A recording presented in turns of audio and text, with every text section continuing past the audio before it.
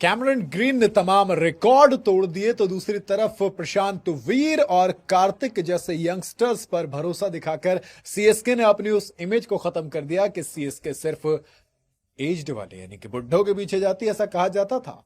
और इसी के साथ कुछ ऐसे प्लेयर भी रहे जो नहीं बिके पहले राउंड में तो झटका लगा, तो कुछ बेइंतहा सस्ते में मिल गए। मिसाल के तौर पर क्विंटन डिकॉक का बेस प्राइस पे एमआई को मिल जाना।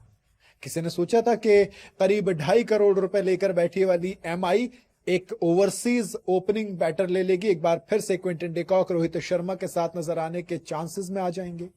ऐसे ही होता है दोस्त, ऑक्शन में यही होता है, किसी को मायूसी हाथ आती है तो किसी के घर पर दिवाली सेलिब्रेट की जाती है, जैसे कि प्रशांत वीर के घर पर इस वक्त हो रही है।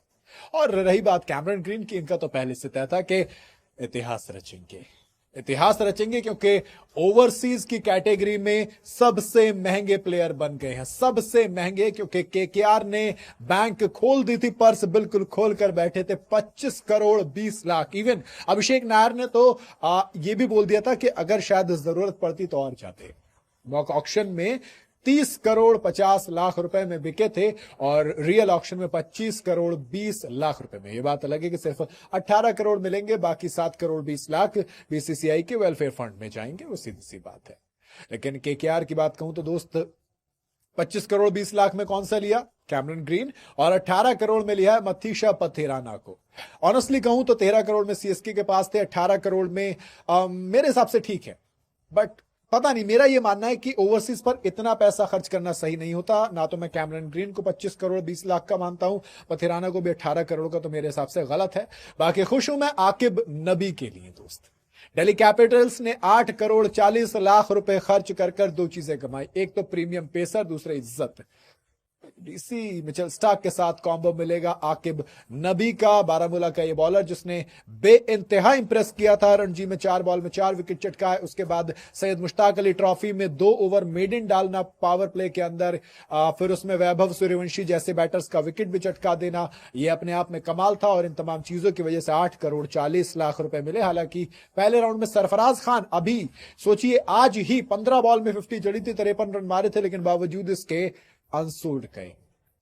इस 47 बॉल में सेंचुरी, फिर हाफ सेंचुरी, फिर एक और 25 बॉल में 64 रन, फिर 15 बॉल में हाफ सेंचुरी, स्टिल अनसोल्ड गए हैं। चलिए कोई बात नहीं, आगे चलते हैं।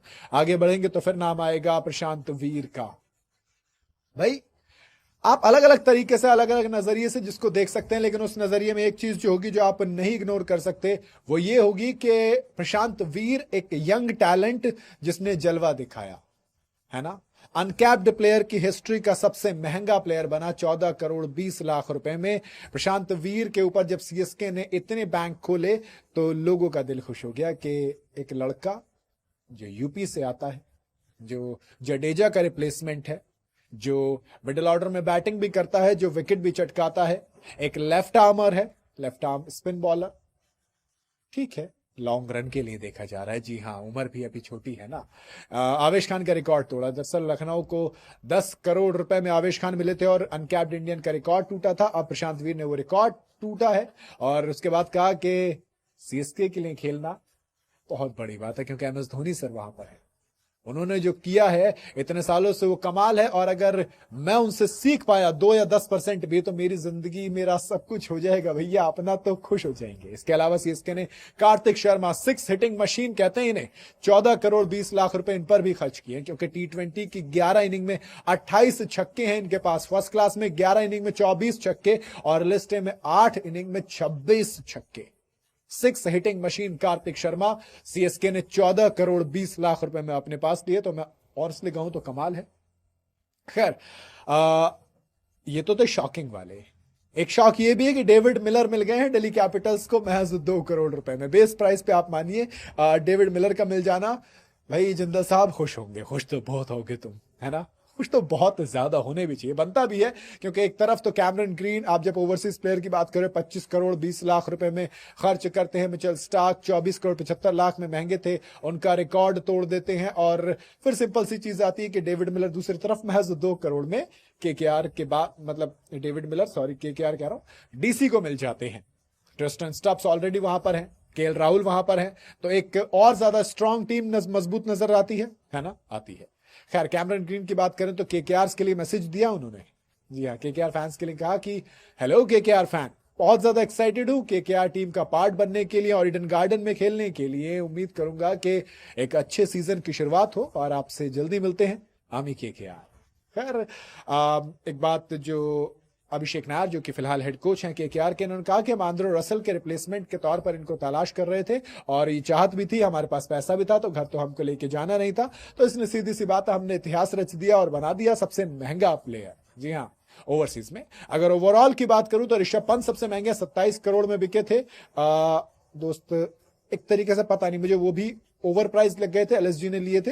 और श्रेयस अय्यर पर पंजाब ने 26 करोड़ 75 लाख, महज 25 लाख रुपए कम उस रिकॉर्ड तोड़ से हैं श्रेयस अय्यर। फिर कैमरन ग्रीन अब 25 करोड़ 20 लाख रुपए में हो गए। मिचेल स्टार्क 24 करोड़ 75 लाख, वेंकटेश अय्यर 23 करोड़ 75 लाख के थे। हालांकि इस बार वेंकटेश अय्यर सिर्फ 7 करोड़ में आरसीबी को मिल गए, तो अगेन वो भी कहूंगा कि एक अच्छा बाय है अगर आप बात करें आरसीबी के लिए। और आरसीबी के बैटिंग ऑर्डर में काफी ज्यादा चीजें हो जाएंगी, थोड़ा सा और ज्यादा स्ट्रांग हो जाएगा। अब आपके पास दो ऑप्शन है, देवदत्त पडिक्कल को आप रखना चाहते हैं या फिर आप रखना चाहते हैं किसको, आप वेंकटेश अय्यर को रखना चाहते हैं, तो आपके पास एक साथ कई सारे ऑप्शन आ जाएंगे। वेंकटेश अय्यर की बात करूं तो वेंकटेश अय्यर ने जो रिकॉर्ड है वो काफी बेहतरीन है। आप अगर प्लेऑफ की बात करेंगे तो जैसे वेंकटेश अय्यर ने 2021 के आईपीएल क्वालिफायर 2 में 41 बॉल में 55 बनाए थे, उसी में फिर फाइनल में 32 बॉल में 50 रन, फिर आईपीएल 2024 के क्वालिफायर 1 में 28 बॉल में 51 बनाए थे और फाइनल में 26 बॉल में 52 रन।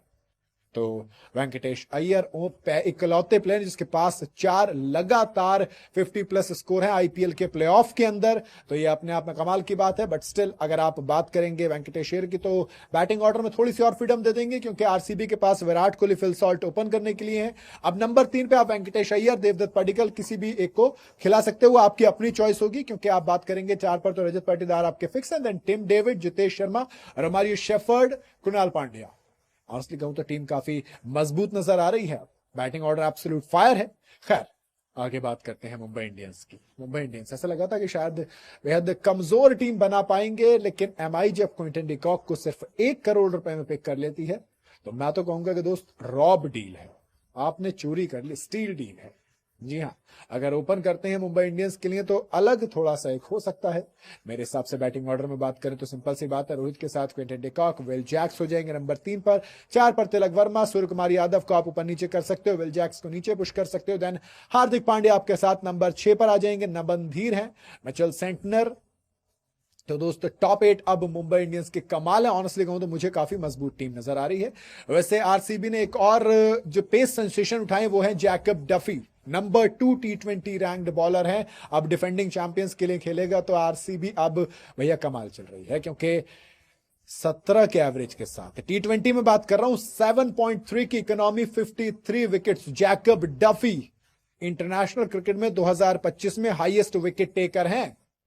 और दोस्त आरसीबी को मिल गए Josh Hazlewood, Bhuvneshwar Kumar, Jacob Duffy, सोचिए जरा, नोवन थुसारा, यश दयाल, रोमारियो शेफर्ड, एक बेइंतहा डेंजरस। मैं तो कह रहा हूं आप कुछ मत कीजिए, Jacob Duffy, Bhuvneshwar Kumar, Josh Hazlewood, 3 pacer को खिलाइए। हालांकि रोमारियो शेफर्ड को आप नहीं छोड़ सकते, बैटिंग में बड़ा कमाल देते हैं, तो मुझे लगता है कि वो एक हैवी चीज हो जाएगी।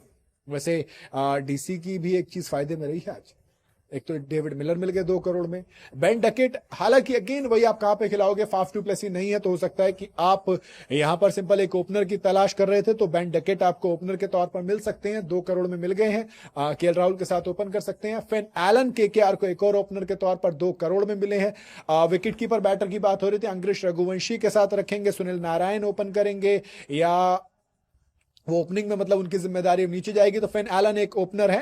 अभिषेक नायर ने कहा कि अभी सबर करो, बता देंगे सरा। खैर, एलएसजी की बात करूं तो फिर दोस्त गोयंका साहब ने कहा था कि हम आए थे एक लेग स्पिनर लेने के लिए और एक पेसर लेने के लिए, हमको एंड्रिक नोकिया 2 करोड़ में मिल गए, तो हम तो खुश हैं। रवि बिश्नोई राजस्थान रॉयल्स को मिल गए हैं।